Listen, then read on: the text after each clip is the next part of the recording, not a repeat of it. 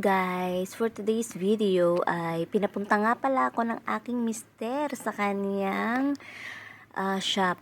At sabi niya, kung naiinip daw ako sa bahay, bumili daw ako ng aming merienda. Yan. Kasi talagang madalas ako lang mag-isa sa bahay dahil nasa school lahat ng bata.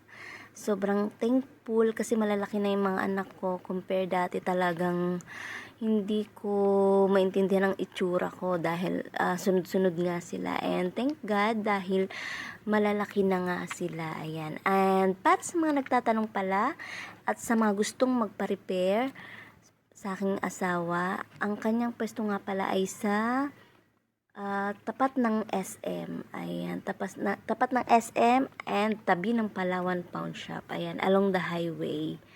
Ayan. And happy kami dyan kasi kahit papano kumita naman siya, may pambili ng bigas, pambili ng ulam, and pambaon ng mga bata.